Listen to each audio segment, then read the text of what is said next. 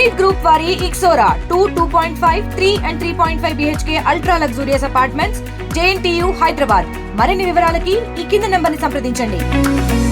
వీరమరణం పొందినటువంటి మురళీ నాయక్ సత్సాయి జిల్లాకు చెందినటువంటి వ్యక్తి. అందులో ముఖ్యంగా నిన్నటి నుంచి అక్కడ ఏర్పాట్లు కూడా ఎవరైతే వస్తున్నారో ఈరోజు సెంట్రల్ మినిస్టర్స్, అందులో మనకు రాష్ట్రానికి చెందినటువంటి మంత్రులు కూడా వచ్చే అవకాశం ఉందని తెలుస్తున్నటువంటి నేపథ్యంలో అక్కడ ఏర్పాట్లను కూడా పర్యవేక్షిస్తున్నటువంటి మంత్రి సవిత మనతో ఉన్నారు. ఏం చెప్తారో ఆ మాటలో వినే ప్రయత్నం చేద్దాం. మేడం, ఏంటి శ్రీరామ్ నాయక్ సంబంధించి ఏర్పాట్లు ఎలా?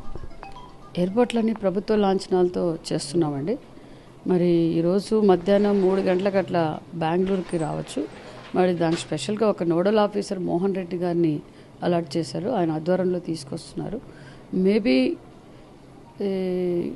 గ్రామానికి రావడానికి 7 to 8 అవుతుందని అందరూ అనుకుంటున్నాం. మినిట్ టు మినిట్ కూడా ఇచ్చారు. 7 to 8 కావచ్చు అనేది ఒక ఆలోచన. మరి ఎస్పీ గారు, కలెక్టర్ గారు, మేమంతా నిన్నటి రోజు అంతా అక్కడ చూసాం. ఏర్పాట్లు కూడా అన్ని సిద్ధం చేశామనే విషయం కూడా తెలియజేస్తున్నాం. ఇతను ఏదైతే మురళీ నాయక్ మృతి అనేది మన జిల్లాకు కాకుండా దేశానికి గర్వకారణంగా భావించవచ్చు. ఎందుకంటే యువత కూడా పెద్ద ఎత్తున మేము కూడా పిలిస్తే మమ్మల్ని యుద్ధం చేయడానికి కూడా సిద్ధం అని చెప్తున్నటువంటి నేపథ్యం. ఇటువంటి పరిస్థితుల్లో వీరమరణం పొందిన మురళీ నాయక్ గురించి ఏం చెప్తారు? మురళీ నాయక్ బాల్య వయసు నుంచి కూడా దేశభక్తి ఎక్కువ.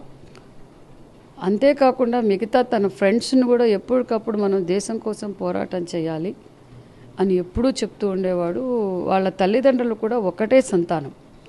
అలాప్పుడు వాళ్ళ తల్లిదండ్రులు కూడా నేను పంపించడం ఇష్టం లేదు, మాకున్నది ఒకడు, మేము కూలోనాలో చేసుకొని నిన్ను చదివించుకున్నాము, మాకు ఆసరాగా ఉండాలి, నువ్వు ఇక్కడే ఉండాలని ఎన్నోసారి వాళ్ళ బంధువులు వాళ్ళు అంతా ప్రాయదాయపడినా లేదు, నేను దేశం కోసం ఒక్కరోజైనా యుద్ధం చేయాలి అనేది ఆ అబ్బాయి లక్ష్యం. ఎంతోమంది తనతో పాటు ట్రైనర్స్ కూడా మోటివేట్ చేస్తూ వారిని కూడా ఎప్పటికప్పుడు మాట్లాడుతూ ఉండేవారు. నిజంగా ఆ అబ్బాయికి ఈ వీరమరణం ఒక పక్క తల్లిదండ్రులు బాధ ఉంది, కానీ అలాంటి బిడ్డకు జన్మనిచ్చిన తల్లిదండ్రులు కూడా గొప్పవారని కూడా తెలియజేస్తున్నాం. మరి ఇది మా ప్రాంతానికి, మన జిల్లాకు, రాష్ట్రానికి, దేశానికే గర్వకారణం. సుమారుగా 15 మంది పాకిస్తాన్ ఉగ్రవాదులను చంపి తను వీరమరణం పొందాడు. చివరి నిమిషం వరకు కూడా దేశం కోసం పోరాటం చేసిన అమర వీరుడు అనే చెప్పాలండి. ముఖ్యమంత్రి గారితో కూడా మీరు ఫోన్లో మాట్లాడించినట్టు ముఖ్యమంత్రి గారు ఏమైనా హామీలు ఇచ్చారా? ఏంటి, ఏం ధైర్యం చెప్పారు? ముఖ్యమంత్రి గారు కూడా నిజంగా తల్లిదండ్రులని, ఆ అబ్బాయిని, ఎందుకంటే ఈ దేశం కోసం ఒక వీర సైనికుని కన్నా తల్లిదండ్రులకి ప్రత్యేకంగా ధన్యవాదాలు. అమ్మ, మీరు బాధపడద్దండి, ఈ కుటుంబానికి ఎల్లవేళలా ప్రభుత్వం అండగా ఉంటుంది, మరి మీ కుటుంబానికి కావాల్సిన అన్ని ఏర్పాట్లు మేము చేస్తాం అని కూడా భరోసా ఇచ్చారు.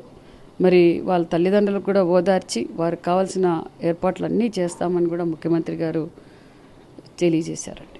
మేడం, కేంద్ర మంత్రులు కూడా, అందులో మనకు రాష్ట్ర మంత్రులు ముఖ్యంగా నారా లోకేష్ కూడా వచ్చే అవకాశం ఉందని చెప్తున్నటువంటి నేపథ్యం ఏమన్నా కన్ఫర్మ్ అయిందా? మీకు ఏమైనా నోటీస్ వచ్చింది?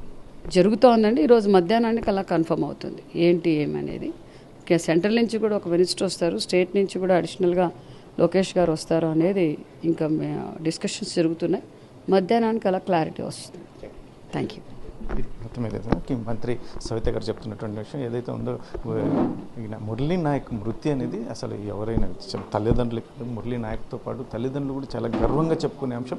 ఎందుకంటే దేశానికి అందించినటువంటి ఆనిముత్యంలాగా మనం భావించవచ్చు. ముఖ్యంగా ఏదైతే జిల్లా కాదు, రాష్ట్రానికి కాదు, దేశానికి మంచి పేరు తెచ్చినటువంటి అంశం. అందులో ముఖ్యంగా వాళ్ళ తల్లిదండ్రులు ఒక్కగానొక్క కొడుకుని అక్కడికి వద్దు అన్నా కూడా అబ్బాయి ఒక పట్టుబట్టి కూడా అక్కడికి రక్షణ కోసం, అందులో యుద్ధం చేయాలనే ఉద్దేశంతో, ఒకరోజైనా యూనిఫామ్ ధరించాలనే ఉద్దేశంతో అక్కడికి వెళ్ళినట్టు.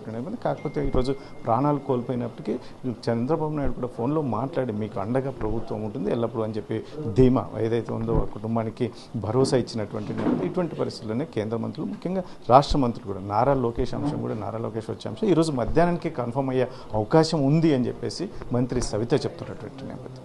కెమెరా పర్సన్ సుధాకర్తో చల్లక నేను RTV సత్సాయి జిల్లా.